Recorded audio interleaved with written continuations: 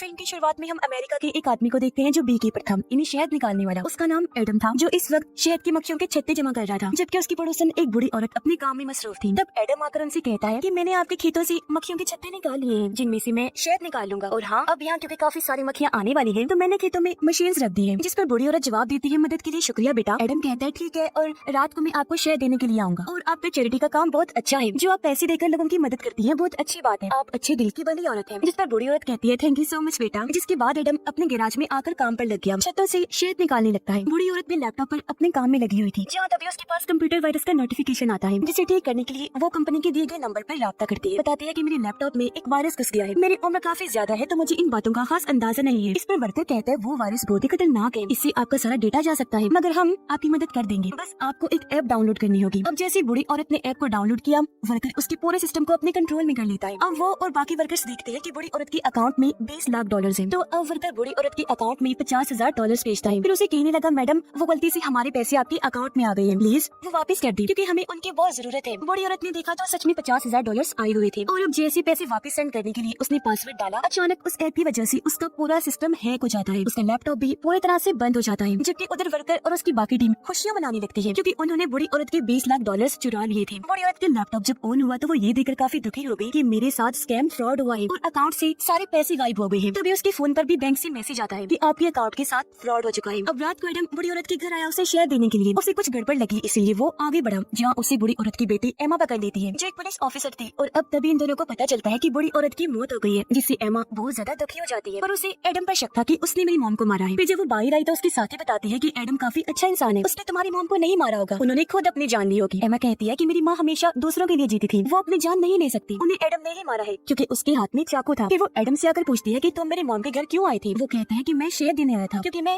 एक bee keeper हूँ। अब एमा जब खेतों में आई तो वह मक्खियों की मशीन पड़ी देखती है। लैपटॉप में चेक करने पर उसे गायब हुए पैसों का पता चल जाता है, जिससे वो समझ गई कि एडम सही कह रहा था, वो बेकसूर है। इसलिए अगले ही दिन वो एडम के पास जाकर उससे माफी मांगती है कि मैंने तुम पर शक किया, जिस पर उसने कहा कोई बात नहीं। एमा उसे अपने घर लाई, पूछती है क्या मॉम ने तुम्हें बताया कि उनके साथ पैसों का स्कैम हुआ है। वो पैसे चैरिटी के थे, जो मेरी माँ ने एक एक पैसा जोड़कर जमा किए थे। मेरी टीम ने पता किया है कि उनके साथ स्कैम ओमा नाम की एक कंपनी ने किया है। उस तरह की और भी कई सारी कंपनीज है जो लोगों के साथ स्कैम करती है, उनके पैसे लौट लेती है। ये सारी ऑनलाइन फ्रॉड कंपनी है। एडम कहता है कि नहीं, मुझे तो उन्होंने ऐसे कुछ नहीं बताया, पर हाँ आपकी मॉम काफी अच्छी औरत थी, उनकी वजह से दुनिया में अच्छाई अभी तक बाकी थी। वो फिर एक खुफिया सर्विस में कॉल करके बूढ़ी औरत के साथ हुए स्कैम के बारे में सब कुछ बताकर उस कंपनी के बारे में पता करवाने की कोशिश करता है। तब सर्विस ऑफिसर्स उस कंपनी ओमा का एड्रेस उसे दे देती है, इसलिए अगले दिन एडम कंपनी के बिल्डिंग में पहुंचा। गार्ड्स उसे रोक लेती हैं, अंदर जाने नहीं देते, पर वो दोनों को मारकर ऊपर उस जगह पर आ जाता है जहाँ पूरी टीम बैठी हुई थी, और अभी भी वो लोगों के साथ स्कैम कर रही थी। एडम वहाँ पेट्रोल रख के सबको कहता है कि मेरी बात सुनो, पर कोई भी उसकी तरफ तवज्जो नहीं देता, जिस पर वो एक आदमी को पकड़कर उसे खूब मारता है और सबको कहने लगा कहो कि आइंदा की बात तुम लोग इस जगह पर कभी नहीं आओगे, ना ही लोगों के साथ स्कैम करोगे। सारे लोग क्योंकि काफी डरे हुए थे तो यही कहने लगते हैं। तभी एडम हर जगह पेट्रोल छिड़कने लगता है, और तभी यहाँ वो वर्कर जिसने बूढ़ी औरत को कॉल की थी वो गुंडों को लेकर आ जाता है। तब एडम बिना सोचे उन्हें मारने लगता है। फिर वो हर जगह बॉम्ब लगाकर उस वर्कर को कहते हैं कि शर्म करो, तुम मासूम लोगों के साथ स्कैम करते हो। पर आज के बाद यहाँ ऐसा कुछ नहीं होगा, जो कहकर वो यहाँ से चला गया, जिसके बाद वर्कर भी निकल जाता है। उनके जाते ही बिल्डिंग्स में लगाए गए सारे बॉम्ब्स फटने लगे, धमाकों से पूरी बिल्डिंग उड़ जाती है, यानी ये कंपनी तबाह हो गई थी।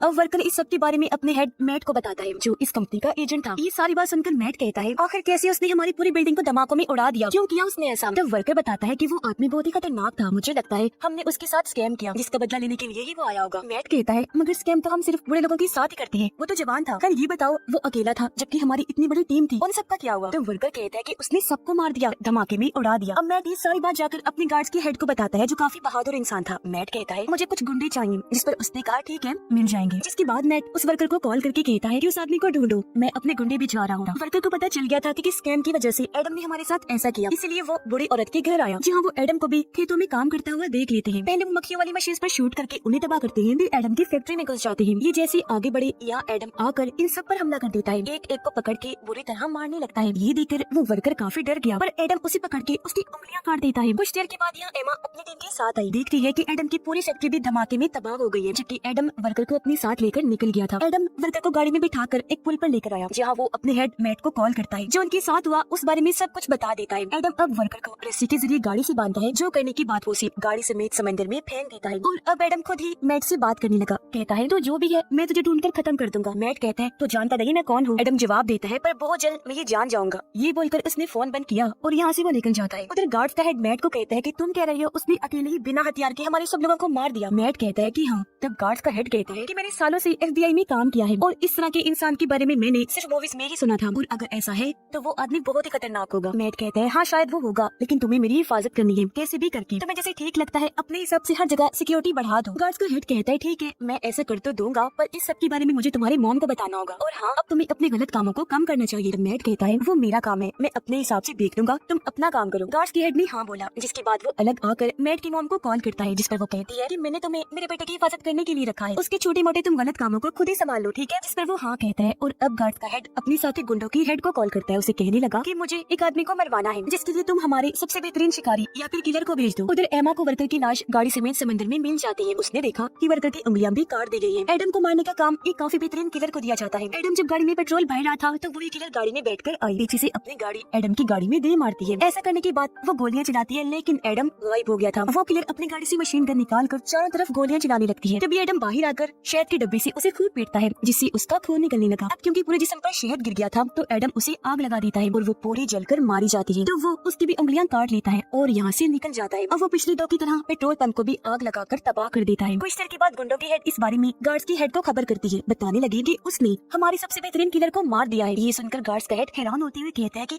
ये क्या कह रही हो, आखिर ऐसा कैसे हो सकता है। तो वो कहती है कि मुझे नहीं पता और अब तुम खुद ही उसे निपटो। इस बारे में गार्ड्स का हेड मैट को बताता है। तब उसने जवाब दिया कि ये भला तुमसे कैसे नहीं हो पा रहा। गार्ड्स का हेड कहता है अच्छा तुम फिक्र न करो, मैं ये सब संभाल लूंगा। उधर एमा पेट्रोल पंप पर भी अपने साथी के साथ छानबीन करने के लिए आती है, जहाँ सब कुछ तबाह बर्बाद हो गया था। एमा अपने साथी को कहती है कि मशीन गन लेकर कोई ऐसे ही नहीं घूम सकता, इसके पीछे जरूर कोई बड़ा हाथ मौजूद है, तो हमें इस बारे में अपने सीनियर से बात करनी होगी।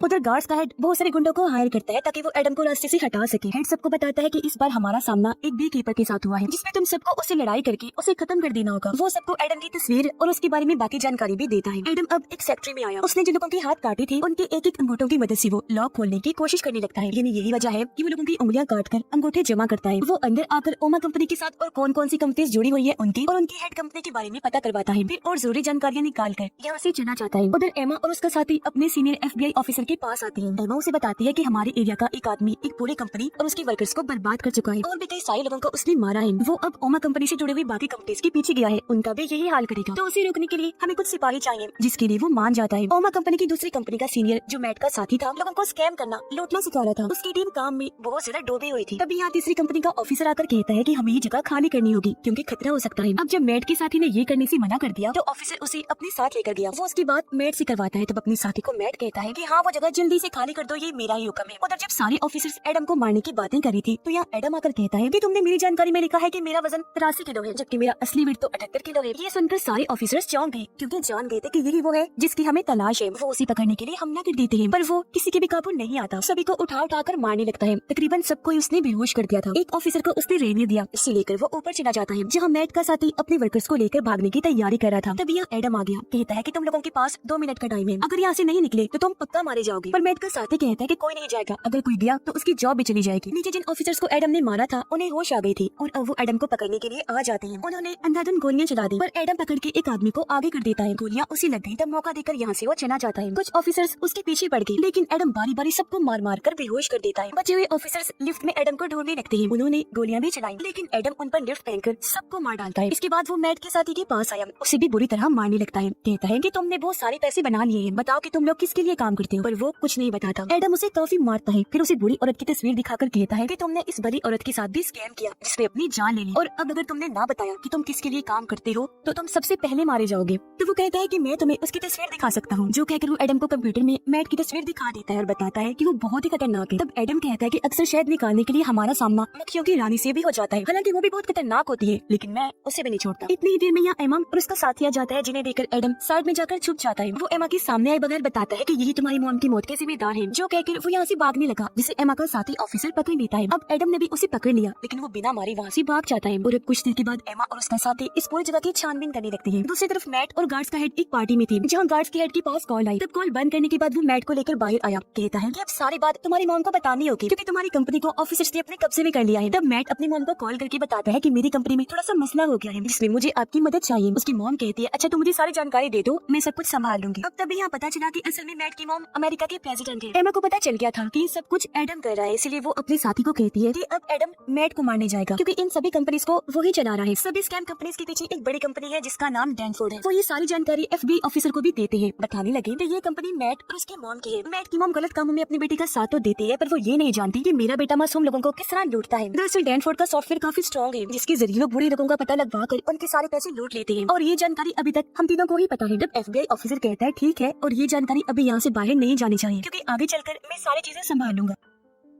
एमा कहती है कि अब एडम मैट और उसकी मॉम को मारने जाएगा। जाहिर है इस चीज का हमें ध्यान रखना होगा। इस पर FBI ऑफिसर कहता है कि उसे रोकने के लिए तुम्हें जितनी सिपाही चाहिए उठा लो, बाकी आगे क्या करना है तुम्हें अच्छे से पता है। इसलिए अगले दिन एमा और उसका साथी व्हाइट हाउस की सिक्योरिटी को संभालने में लग जाते हैं, जहाँ व्हाइट हाउस में गार्ड्स के हेड ने एक और खतरनाक किलर को बुलाया होता है, जो गार्ड्स के हेड को कहता है कि तुम लोगों को मेरे होते हुए कुछ नहीं हो सकता। कुछ देर में मैट की मॉम भी आकर गार्ड्स के हेड से मिली और गाड़ियों को अच्छी तरह चेक करने के बाद ही अंदर भेजा गया। लेकिन जब ट्रक की बारी आई तो गटर खोलकर एडम ट्रक के नीचे लटक जाता है। अब जब ट्रक को नीचे से चेक किया गया तो ऑफिसर को एडम पकड़ के मार देता है और उसे वही साइड में लटका देता है। और अब वो उस गार्ड के कपड़े पहनकर आगे बढ़ा, बाकी गार्ड्स के साथ शामिल हो जाता है। वो फिर एक गाड़ी में बॉम्ब लगाकर गार्ड्स वाले कपड़े उतार कर वापस अपना सूट पहन लेता है, जिसके बाद वो व्हाइट हाउस के अंदर घुस गया, जहाँ पार्टी चल रही थी, और वो यहाँ गार्ड्स के हेड को भी देख लेता है। पर तभी एमा की नजर भी उस पर पड़ जाती है, इसलिए सारे ऑफिसर्स उसके पीछे आ जाते हैं। किलर भी उसे पकड़ने की तैयारी कर लेता है और अब सारे ही एडम को पकड़ लेते हैं। यहाँ किलर भी था जो उसे मारने की कोशिश करता है। उधर मैट की मॉम उसे अंदर लेती पूछती है, बताओ तुमने क्या किया और ये आदमी कौन है? मुझे गार्ड्स का हेड बता रहा था कि तुमने उसकी सिक्योरिटी को भी भगा दिया था, बताओ क्या कर रहे हो ये सब? आखिर यहाँ पर चल क्या रहा है? और अब इतनी देर में FBI ऑफिसर भी यहाँ आ जाता है। वो इन दोनों को बताता है कि आपकी कंपनी डैनफोर्ड के नीचे के जितने भी कंपनीज हैं, वो लोगों के साथ स्कैम करके पैसे लूट रही हैं। ये सुनकर मैट की मॉम काफी चौंक गई, अपने बेटे से पूछती है, बताओ मैट, तो ये बात सच है कि वो लूटे हुए पैसे ही है जो मेरे फंड में तुम मुझे हर बार देते हो? इस पर मैट कहते हैं, हाँ ये सच है। ये सब स्कैम फ्रॉड वो कंपनीज हमारी कंपनी डैनफोर्ड की अंडर ही करती है, जो मैं करवाता हूँ। उधर एडम गाड़ी में लगा हुआ बॉम्ब फोड़ देता है। बचे हुए लोगों को मार कर वो अब व्हाइट हाउस के अंदर घुस जाता है। अंदर मैट कहते हैं, मॉम और क्या, अब जो इतने सारे पैसे हर बार मांगती है, भला वो मैं कहाँ से लाता हूँ? यही से स्कैम करके, और ये सब कुछ मैंने आपके लिए ही किया है। ये सुनकर उसकी मॉम कहती है कि तुमने ये बहुत गलत किया। मैं प्रेसिडेंट मुल्क को बेहतर बनाने के लिए बनी थी, न कि इसलिए कि तुम ये गलत काम करो, लोगों को लूटो। और अब हम कंपनीज के जरिए चुराए गए पैसे लोगों को वापस कर देंगे, ऑनलाइन उनसे माफी मांग लेंगे, जहाँ ये काम तुम करोगे। इसके बाद मेरा जो अंजाम होगा वो भुगतने के लिए मैं तैयार हूँ। इस पर मैट कहता है, नो मामा,